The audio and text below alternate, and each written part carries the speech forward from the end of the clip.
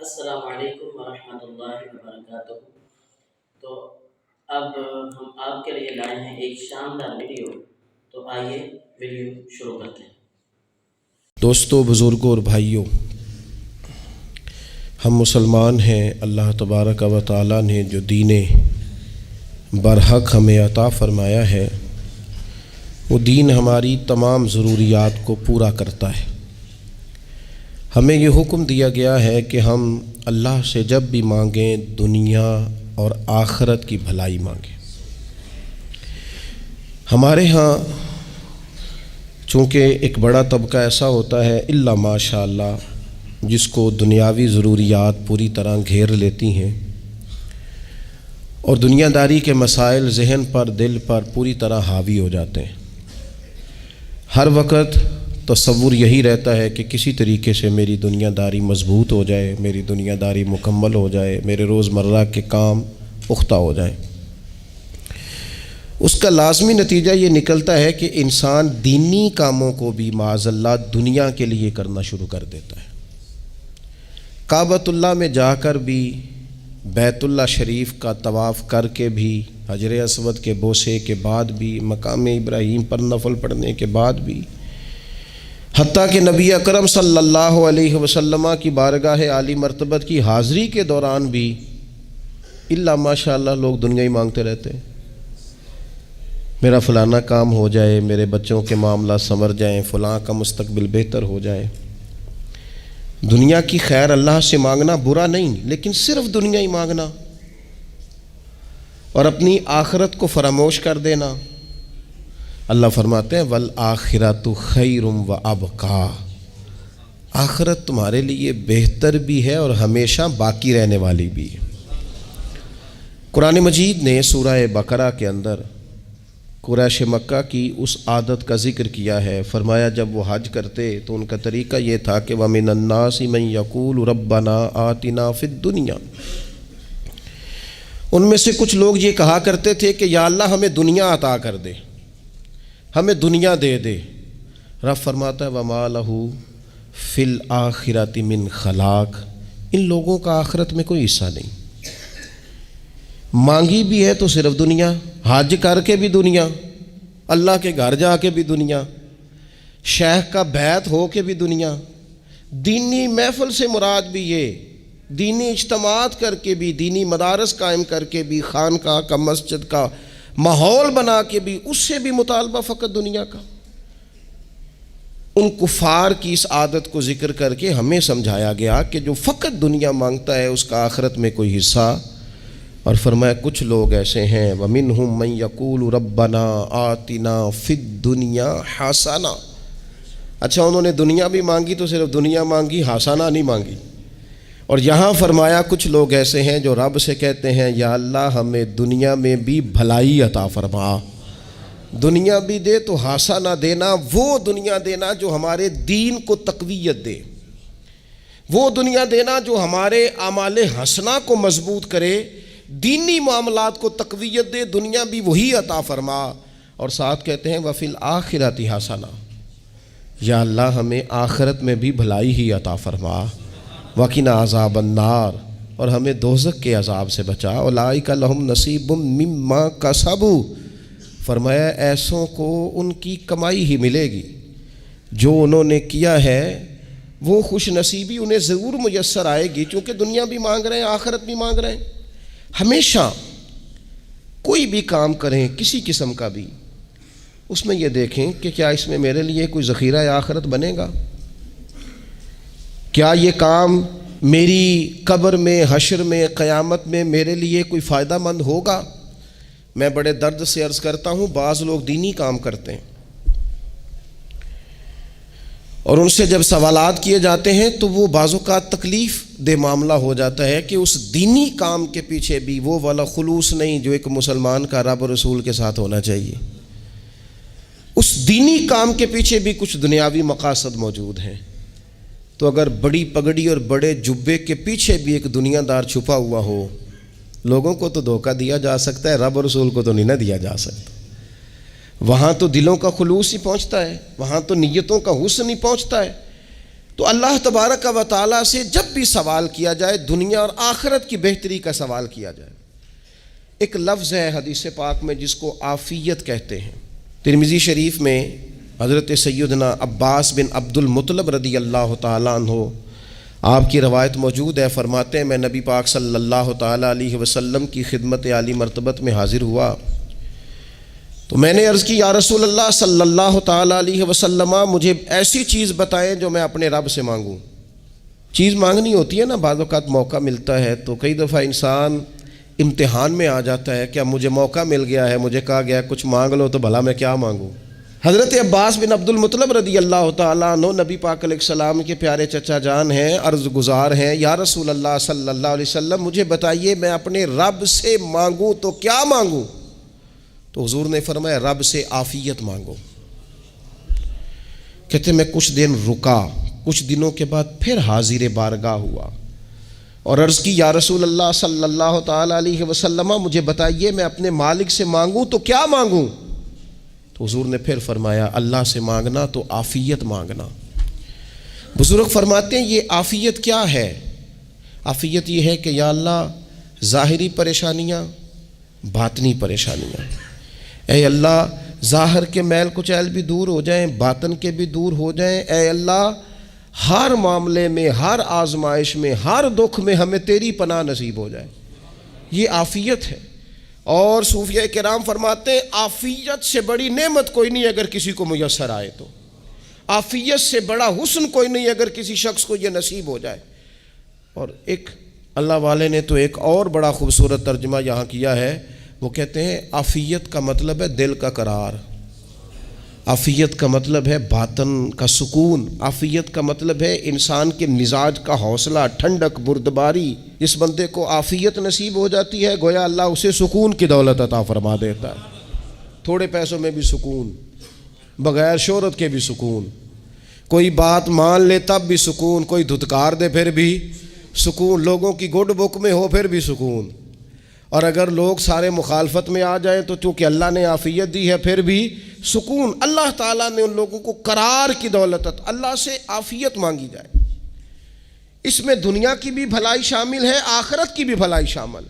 نبی اکرم صلی اللہ تعالیٰ علیہ وسلم توجہ دلاتے کہ اللہ سے تم عافیت مانگو. ہمارا نا جی کیونکہ سب سے بڑا مسئلہ روحانی تربیت کا ہے. ہمارے ہاں باتیں ڈھیر سارے لوگوں کو آتی ہیں اور بہت زیادہ آتی ہیں. منصوبہ بندی کرنا، پلاننگ کرنا، اپنے معاملات کو خود سے کیسے لے کے چلنا ہے، کیسے ٹھیک کرنا ہے، اپنے حق میں دنیا کو کس طرح قائل کرنا ہے، یہ ڈھیر سارے لوگوں کو آتا ہے. اور اپنے حق میں دلائل کس طرح قائم کرنے ہیں، اس میں بہت سارے لوگ خود کفیل ہوتے ہیں، انہیں کسی سے مشاورت کی بھی ضرورت نہیں ہوتی. لیکن اللہ کی بارگاہ سے اپنا رشتہ کیسے جوڑنا ہے، مالک سے کرم کا سوالی کس طرح کر کے ہونا ہے، اللہ سے عافیت کا سوال کیسے کرنا ہے، یہ چونکہ روحانی تربیت میں ہمارا مزاج نہیں ہوتا لہذا ہم اس طرف جاتے نہیں. ہم وہ اپنی مرضی کی چیزیں، یعنی وظیفہ پوچھ کے گئے ایک صاحب، کچھ عرصے کے بعد آئے ہیں تو آ کے کہتے ہیں مولانا صاحب، پیر صاحب یا قاری صاحب یا فلاں صاحب، کسی سے بھی پوچھ کے گئے کس جس کو نیک آدمی جانا، پھر لوٹ کر آ کے کہتے ہیں کہ آپ نے وظیفہ بتایا تھا پر کام کوئی نہیں ہوا. تو میں تو صاف کہتا ہوں اور کھلے دل سے کہتا ہوں کہ بھئی وظیفہ آپ کو بتایا تھا کہ اللہ کی رحمت متوجہ ہوگی، خدا کی رحمت کو آواز دینے کے لیے وظیفہ دیا تھا. کوئی بھی وظیفہ رب کو مجبور تو نہیں نہ کر سکتا معاذ اللہ. اور وظائف کس لیے پڑھے جاتے ہیں کہ جلدی سے معاملات ٹھیک ہو جائیں، میرے حق میں چیزیں بہتر ہو جائیں، تو اللہ کی رضا کے لیے پڑھے جاتے ہیں. تو وظائف کو، عبادات کو، نوافل کو، تلاوت کو، درود پاک کو تو رضا الہی کا ذریعہ بنانا چاہیے. لیکن ہم چونکہ ایک پورا الجھاؤ رکھتے ہیں اپنی دنیا داری کے معاملات سیدھے کرنے میں، ایک پورا خیر رکھتے ہیں. وہ لوگ ملتے رہتے ہیں مختلف بزرگوں کی نسبت کے تعلق سے، تو بعض جگہوں پہ بعض لوگ بڑے تیز ہوتے ہیں، یعنی ان سے آپ کی ملاقات ہوتی ہے تو بندے کو محسوس ہوتا ہے کہ یار اسے تو پہلے ہی ساری باتوں کا پتہ ہے. اور کئی دفعہ ان سے ملنے کے بعد احساس ہوتا ہے کہ یار اس سے تو تھوڑا سیکھ ہی لیتے تو بہتر تھا، یہ تو بات بڑی آگے نکل گئی. سارا پتہ ہوتا ہے، باشعور ہوتے ہیں، لیکن ڈر آتا ہے اللہ سے. اتنا باشعور آدمی، سمجھدار، پنچایت، پریا، لوگ، دین، دنیا سارا پتہ ہے. نماز کا ٹائم آ گیا تو وہ چھپتا پھرتا ہے. اس کی طبیعت پر بوجھ بن رہا ہے معاذ اللہ اللہ کے حضور حاضر ہونا. اسے خیر کا کام کرنا پڑ رہا ہے تو وہ ادھر ادھر نکلتا جا رہا ہے. تو سوال یہ ہے کہ پھر یہ شعور کا کیا مطلب رکھا ہوا ہے ہم نے؟ پھر اللہ سے دعا کرنے کی ضرورت نہیں. وہ حضرت عارف رومی رحمۃ اللہ تعالیٰ علیہ فرمایا کرتے تھے بعض لوگوں کو رب سارا کچھ دیتا ہے، سجدے کی توفیق نہیں دیتا. اس کا مطلب یہ ہے کہ وہ کہتا ہے یہ سارا کچھ لے اور نکل جا، میرے گھر نہ آنا، رکھ سارا کچھ پاس. رب سے عافیت مانگی جائے، اس سے اس کا فضل مانگا جائے، اس سے اس کا کرم مانگا جائے. اللہ کے پیارے رسول صلی اللہ تعالیٰ علیہ وآلہ وسلم اس عافیت مانگنے پر زور دیتے، توجہ دیتے. میں آپ کو صحیح بتاتا ہوں، رب نے اگر کسی بندے کو عافیت میں رکھا ہو نا تو حالات کیسے بھی برے چل رہے ہوں اس کا بگاڑ کچھ نہیں سکتے. اور اللہ تعالیٰ معاف کرے 100 دفعہ خاکم بدہن، اگر کسی وقت اس کے کرم کی نگاہ پھر جائے تو پھر سارے اسباب سمیت بھی انسان اپنے پیروں پہ کھڑا نہیں رہ سکتا. اس سے جب تک طلب کرم نہیں ہوتا، طلب عافیت نہیں ہوتی، اس کی بارگاہ سے جب تک بندہ مومن پورا رجوع نہیں کرتا. یہ عافیت اتنی اعلیٰ چیز ہے کہ نبی پاک علیہ السلام نے فرمایا اذان اور اقامت کے درمیان جو وقت ہوتا ہے اس میں دعائیں رد نہیں ہوتی. دعا مانگا کرو گے تمہاری اللہ اپنے فضل سے قبول کر لے گا. عرض کی یا رسول اللہ کیا مانگے؟ تو فرمایا عافیت مانگو رب سے. حضرت انس بن مالک حدیث کے راوی ہیں رضی اللہ تعالیٰ عنہ، یہاں بھی فرمایا یہ عین قبولیت کا ٹائم ہے، اب اللہ سے عافیت مانگ لو، اس کی پناہ. ہم دعاؤں میں بھی محدود ہو جاتے ہیں. رب دا طالب کوئی نہ ملیا، جو ملیا طالب زردہ ہو. دعاؤں میں بھی حد بندی. بعض اوقات بچے بھی تربیت کرتے ہیں نا. ایک مولانا ہیں، ان کا خیال ہے کہ انہوں نے مجھ سے کچھ پڑھا ہے تو کبھی کبھی استاد جی کہہ دیتے ہیں، بہت پرانی بات ہے، انہوں نے مجھے فون کیا کہ اگر آپ کبھی تشریف لائیں، تو میں نے کہا پتر دعا مانگ اللہ کو چھوٹی جی گڈی دے وے. تو اس بچے نے میری بڑی تربیت کی، کہنے لگا استاد جی اللہ کو لو منگنی ہے تو وڈی ساری منگو. آپ نے محدود کیوں کیا کہ بھئی یہ چھوٹی سی اللہ گاڑی کیوں اللہ چھوٹی دے؟ رب دے تو بڑی دے اور رحمت سے دے، اللہ سے مانگنی ہے نا جی. ہم تربیت نہیں لیتے. میں نے اس کا شکریہ ادا کیا، میں نے کہا بیٹے تو نے بڑی سونی بات کی، اللہ تجھے اس کا اجر عطا کرے، اللہ تجھے برکات عطا کرے. اگر آپ نے سیکھنا ہے تو پھر آپ سیکھ لیں گے، اور اگر نہیں سیکھنا تو پھر یہی کہنا ہے ساری عمر لنگی بندہ کو نہیں ملیا. چونکہ مزاج نہیں ہے نا سیکھنے کا، اس لیے پھر ملا ہی کوئی نہیں. پھر ساری زندگی کو میسر ہی نہیں آیا، کسی نے نصیحت ہی نہیں کی، کوئی آنکھوں کو بھایا ہی نہیں. خود ہی بڑے سیانے تھے، خود ہی بہت بڑے تھے، اپنا قد ہی بڑا اونچا تھا، سب ٹھگنے چھوٹے اور کمزور اور بونے نظر آئے. عزیز بھائی، جب عافیت، ایک بزرگ تھے ہر وقت اللہ سے عافیت مانگتے تھے، ہر وقت اللہ سے عافیت مانگتے تھے، ہر وقت عافیت مانگتے تھے. لوگوں نے پوچھا، لوگ ان کو صالح جانتے تھے، نیک سمجھتے تھے، کہ حضور آپ اور کوئی دعا مانگتے نہیں، عافیت ہی مانگتے ہیں. فرمانے لگے میں مانگا کرتا تھا شروع میں، بعد میں خیال آیا ہے اور بھی دعائیں مانگا کرتا تھا، یہ احساس بعد میں نصیب ہوا. فرماتے میں مزدوری کرتا تھا، مال برداری کرتا تھا، ایک جگہ پہ ڈیوٹی کر رہا تھا تو تھک گیا، اور وہ جو کام لینے والے لوگ تھے ان کا رویہ بھی بڑا ترش تھا، تکلیف ہوئی. تو میں نے اپنے مالک کی بارگاہ میں عرض کی، مالک اگر 2 روٹی بغیر مجھے مشقت کے مل جائے دن میں تو تیری بارگاہ تو بڑی کریم ہے. کہتے ہیں میں نے یہ دعا مانگ لی. ذرا میں تھوڑا آگے بڑھا تو 2 بندے آپس میں لڑ رہے تھے، میں ان کی صلح کرانے کے لیے، انہیں بچانے کے لیے آگے بڑھا، تو میں جس کو چھڑا رہا تھا دوسرے نے میرے اوپر ضرب لگا دی، میرا بھی سر پھٹ گیا. تھوڑی دیر کے بعد وہاں پولیس آ گئی، وہ تینوں کو لڑنے والا سمجھ کے اٹھا کے لے گئے، مجھے جیل ہو گئی. 2 روٹیاں بغیر مشقت کے روز ملنی شروع ہو گئی. دعا مانگی تھی نا کہ یا اللہ 2 روٹیاں مل جائے نا بغیر مشقت کے. کہتے ہیں وہ 2 روٹیاں روز ملتی، کوئی کام نہیں کرنا پڑتا تھا، پر جیل ہو گئی.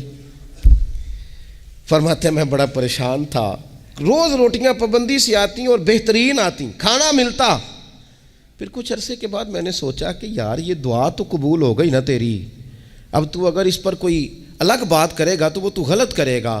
کہتے ہیں پھر خود ہی میرے دل میں اللہ نے بات ڈالی اور میں نے عرض کی مالک 2 روٹیاں نہیں، مجھے تو عافیت چاہیے، مجھے تو عافیت دے، میرے اوپر تو کرم فرما، تو نظر رحمت کر، جے ایک قطرہ بخشے مینوں، جے ایک قطرہ بخشے مینوں تے کام بن جاندا ہی میرا، مہربانی کر عافیت عطا کر۔ فرماتے پھر خدا نے کرم کیا، کہاں سے اسباب بنے میرے جیل سے چھوٹنے کے، کون کون میرے ضمانتی بنے اللہ ہی جانتا ہے۔ فرماتے ہیں دروازے بھی کھل گئے، رزق بھی ملتا ہے، صحت بھی میسر ہے، سجدہ بھی کر لیتا ہوں، سویرے تلاوت بھی کرتا ہوں، شام کو مدینے والے کی بارگاہ میں رج کے درود و سلام بھی عرض کرتا ہوں، میں ممکن ہوتا ہے تو کسی غریب کی داد رسی بھی کرتا ہوں۔ اب سمجھ آئی ہے ربنا آتنا فی الدنیا حسنۃ وفی الآخرۃ حسنۃ وقنا عذاب النار۔ اب سمجھ آئی ہے رب سے جب بھی مانگنا ہے عافیت ہی مانگنی ہے، اس سے کرم مانگ۔ ہم نے محدود دعائیں رکھی ہوئی ہیں، محدود، وہ جی فلانا کام میرا ہو جائے تو بھئی وہ ایک ہو گیا، اس کے بعد پھر نئی ٹینشن بن جائے گی، نہیں میں جی بچوں کی شادی کر لوں جی پھر میں فارغ ہوں۔ آپ شادی کر کے دیکھیں لاگ پتہ جائے گا کیسے فارغ ہوتے ہیں۔ آپ یہاں رکتے کیوں ہیں؟ آپ خدا سے عافیت کیوں نہیں طلب کرتے؟ اس کی بارگاہ سے وہ کیوں نہیں مانگتے کہ جو ایک قطرہ ملے تو دنیا اور آخرت کے سارے کام ہو جائے؟ اس سے اس کی رحمت کا سوال کرے، اس سے اس کے کرم کا سوال کرے۔ اللہ کی بارگاہ میں بھی حاضر ہونا اور جچی تلی اور جناب ناپ تول کر اور محدود چیزوں کا سوال کرنا، مالک سے مانگیں، اور وہ جب دیتا ہے تو دیتا بھی بے حساب ہی ہے، وہ جب عطا کرتا ہے تو کرم کے دروازے کھول کے عطا کرتا ہے، ورنہ تو ایک الجھن سے انسان نکلتا ہے دوسری میں الجھ جاتا ہے، ایک گتھی کو سلجھاتا ہے پھر۔ اقبال رو پڑے تھے، کہنے لگے میں عقل کی گتھیاں سلجھا چکا ہوں، یا رب مجھے صاحب جنوں کر دے، اللہ یہ بڑا میں نے ہیر پھیر دیکھ لیا، مجھے دیوانہ بنا، اب مجھے جنون ہو، اب میں کسی کے لیے رویا کروں، اب میں کسی کی یاد میں تڑپا کروں، اب میں رات کسی کے لیے میری آنکھیں بیدار رہیں۔ یہ بڑی ہو گئی دنیا داری، عقل کی گتھی حالانکہ نہیں سلجھتی، پر اقبال کہتے ہیں عقل کی گتھیاں سلجھا چکا ہوں، یا رب مجھے صاحب جنوں کر دے۔ اور پھر کہنے لگے بجھی عشق کی آگ اندھیر ہے، اب یہ مسلمان نہیں یہ خاک کا ڈھیر ہے، تو مٹی بن کے رہ گیا، کیا کہاں اپنی ساری توجہات کا قبلہ کس چیز کو؟ میرے عزیزو اللہ سے عافیت۔ نبی پاک علیہ الصلوۃ والسلام نے ایک شخص سے پوچھا کیا دعا مانگ رہے ہو؟ تو اس نے کہا یا رسول اللہ میں اللہ کی بارگاہ میں صبر کا سوال کر رہا ہوں۔ تو حضور فرمانے لگے صبر تو مصیبت پر ہوتا ہے۔ یا رسول اللہ پھر کیا مانگوں؟ آپ ان جملوں اور لفظوں کی گہرائی کو سمجھیں، صبر کے لیے تو پہلے مصیبت آئے گی پھر صبر آئے گا، تو یا رسول اللہ کیا مانگوں؟ فرمایا تو رب سے عافیت مانگ۔ معنی کیا ہے؟ مصیبت آئے کیوں؟ اللہ تجھے اپنی حفاظت کے حصار میں لے لے، وہ وقت ہی کیوں آئے کہ جب تیری طبیعت الجھ جائے، جب تو پریشان ہو جائے، جب تو اللہ سے عافیت مانگنا۔ جب تو عافیت مانگے گا تو اگر کبھی مشکل آئے گی بھی نا تو خدا پھر اپنے فضل سے مشکل سے نکلنے میں رستہ بھی بڑی جلدی عطا فرمائے گا اور تیرے اوپر فضل فرمائے گا۔ اگر عافیت، یہ جو ہم نبی پاک کی امت ہے نا، تو یہ ہمارے گرد اللہ کے فضل اور اس کی رحمت کا حصار ہے، یہ حصار ہے ہمارے گرد۔ وہ درویش نے کہا تھا نا کہ کروں شکر کتنا اور کروں فخر کتنا کہ تیرے کرم نے مجھے فائز المرام کیا، دیکھو بنا کے سید عالم کا امتی مجھ کو گناہ سے پہلے ہی بخشش کا انتظام کیا۔ ابھی میں نے غلطی کی نہیں لیکن مجھے حضور کا غلام بنا دیا، بخشش کا بندوبست پہلے ہو گیا۔ اپنے مالک سے، بیمار بھی اس سے عافیت مانگیں، مقروض بھی اس سے عافیت مانگیں، بے اولاد بھی اس سے عافیت ہی مانگیں، صاحب اولاد بھی اس سے عافیت ہی مانگیں، جو دولت کے حصول کے رزق حلال کے خواہش مند ہیں وہ بھی اس سے عافیت مانگیں، اور جن کی جھولی اس نے بھر دی ہے وہ بھی اپنے رب سے عافیت ہی مانگیں۔ مالک سے جب سوال کریں، ایک بزرگ تھے انہوں نے تو اپنی انگوٹھی میں لکھوا لیا تھا کہ یا اللہ مجھے عافیت عطا فرما، مگر جب بھی دیکھتا ہوں یاد آ جاتا ہے کہ اللہ سے عافیت مانگنی۔ اپنے مالک کی بارگاہ کے اندر دیکھو، میں نے دیکھا ہے وہ کسی نے کہا تھا کہ تیری خواہش ہے کہ وہ تیری آرزو کرے پوری، اور میری خواہش ہے کہ تیری آرزو بدل جائے۔ کچھ لوگ ایسی خواہشات بھی لے کے آتے ہیں کہ جو پوری نہ ہو تو بہتر ہوتا ہے۔ اس لیے آپ کو پتہ ہے موت مانگنا جائز نہیں دین میں۔ مصائب سے گھبرا کر، مشکلات سے گھبرا کر، زندگی کے مد و جزر سے پریشان ہو کر موت کا سوال کرنا جائز نہیں۔ کس طرح جائز ہے؟ ان لفظوں کے ساتھ دعا کر سکتا ہے کہ یا اللہ جب تک میری زندگی بہتر ہے مجھے زندہ رکھ، اور جب میرا دنیا سے جانا بہتر ہے پھر تو مجھے اپنی بارگاہ میں بلا لے۔ یہ بھی کیا ہے؟ یہ بھی عافیت کا سوال ہی ہے کہ یا اللہ رکھ بھی تب تک جب تک رہنا بہتر ہے۔ نبی پاک نے بھی ارذل العمر ہونے سے پناہ مانگی۔ ہمارا یہ مزاج بن گیا ہے کہ ہم اپنے حق میں ایسی چیزوں کا سوال کر رہے ہوتے ہیں جو کئی دفعہ ہمیں مل جائیں تو ہمارا نقصان کریں۔ قرآن حکیم ایک جگہ پہ اللہ کریم نے فرمایا ہے کہ اگر سب لوگوں کو مال دے دوں تو بغاوت کریں، فساد ہو جائے۔ کیا معنی کہ اپنا نقصان کر بیٹھے لوگ۔ ہم اپنے مالک کی بارگاہ میں بعض ایسی چیزوں کے سوالی ہیں کہ جو ہمارے لیے ٹھیک نہیں ہے، ہمیں اس کے کرم پر چھوڑنا ہے، اس سے عافیت مانگنی۔ اور بعض لوگ، کیونکہ میں کہہ چکا ہوں شروع میں کہ ہماری دینی روحانی تربیت نہیں ہوتی، اور ہم کہیں سے باقاعدہ اسباق لینے کے قائل ہی نہیں ہوتے، پوری تربیت کا ہمارا مزاج نہیں ہوتا، اپنی عقل اور اپنا شعور اور اپنے حساب سے ہم زندگی کو بتانا چاہتے ہیں۔ اور یہ جو میرا دور ہے یہ ویسے ہی الجھا ہوا زمانہ ہے، اللہ ماشاء اللہ، پتہ نہیں کوئی کیا بول رہا ہے، کوئی کیا کہہ رہا ہے، ایسے ہے جیسے کوئی میلہ لگا ہوا ہے اور کان پڑی آواز سنائی نہیں دے رہی۔ جس کی دکان پر کوئی گاہک نہیں وہ بھی کہہ رہا ہے لائنیں بنا لو۔ ایسا الجھا ماحول ہے اور ایسی آزمائش ہے کہ لوگ بیچارے پریشان ہیں۔ دیکھیں جب تربیت کے ساتھ انسان آگے بڑھتا ہے نا، ہمارے پاس مقتدا ہے اللہ رسول کا کلام، ہمارا پیشوا ہے رب رسول کا فرمان۔ جب ہم کتاب و سنت کی روشنی میں آگے بڑھتے ہیں تو پھر ہمارے لیے منزل آسان بھی ہوتی ہے اور قریب بھی ہوتی ہے، پھر ہمارے لیے آگے کی طرف سفر کرنا، آگے بڑھ جانا یہ آسان ہوتا ہے۔ آپ غور کریں جو لوگ دنیا میں کامیاب رہے، بھلا کس طرح کامیاب رہے؟ وہ اس طرح کامیاب رہے کہ انہوں نے نا اپنے رب سے عافیت مانگی، اللہ تعالیٰ نے خود بخود ان کے لیے رستے بنائے۔ آپ تاریخ پڑھیں گے بعض لوگوں کی تو لگ نہیں رہا تھا کہ وہ اتنی کامیابی حاصل کریں گے۔ دیکھ لیں آپ حضرت غوث اعظم جیلانی رضی اللہ تعالیٰ عنہ بغداد شریف تشریف لاتے ہیں تو ان کی کیفیت یہ ہے کہ پتے کھا کے گزارا کرنا پڑتا ہے، یعنی پیچھے کوئی ایسا بیک گراؤنڈ کسی کا بنایا ہوا ادارہ، کوئی بڑی خانقاہ، کوئی بڑے لمبے چوڑے والد صاحب کے مریدین، کوئی بڑا لمبا سلسلہ نہیں مل رہا۔ ان کو بظاہر پتے کھا کے گزارا کرنا پڑتا ہے، لیکن چونکہ وہ نکلے ہیں اللہ کی مدد کے ساتھ، انہیں اللہ نے تائید دی ہے، فضل فرمایا ہے، تو نتیجہ یہ نکلا ہے کہ 70 ہزار بندہ ایک ایک وقت میں تربیت لینے کے لیے ان کے سامنے موجود ہے۔ یہ اللہ نے اسباب بنائے ہیں، کیونکہ جب رب عافیت عطا کرتا ہے تو پھر اللہ اسباب بھی پیدا فرماتا ہے۔ ہمارا ذہن تو تھک جاتا ہے سیاست کرتے کرتے، ہم تو جناب پوری ترتیب سے ہمیں سلیقہ آتا ہے کس طرح کر کے کس بندے کو کیسے قائل کرنا ہے، پورے طور پر ہم وہ ساری زندگی سیاست کرتے رہتے ہیں۔ وہ خاندانوں میں بھی چلتی ہے، گلی محلے میں بھی چلتی ہے، دوستوں میں بھی چلتی ہے، اور بعد میں پتہ چلتا ہے کہ یہ پتے کھیل کون رہا تھا، اصل میں صلح کرانے والا تھا کہ لڑائی کرانے والا تھا، یہ سب کا خیر خواہ تھا یا سب کی ذہن کے اندر فطور کی آمیزش ہی اس شخص کی وجہ سے تھی۔ ہم چونکہ وہ خاص عافیت اللہ سے نہیں مانگتے، ہماری مخصوص سیاست ہوتی ہے سبھی کو راضی رکھو، اس کا نتیجہ یہ نکلتا ہے کہ ایک ٹائم آتا ہے کوئی بھی راضی نہیں رہتا۔ ہم اگر اپنے مالک کی طرف رجحان کریں اور اللہ نے جو ہمیں شعور دیا ہے اس شعور کو لے کر اللہ کی بارگاہ کی طرف بڑھیں، آپ یقین کریں اعلیٰ حضرت بریلوی رحمۃ اللہ علیہ کی کتابیں ہیں، ایک ایک کتاب پر پی ایچ ڈی ہو رہی ہے،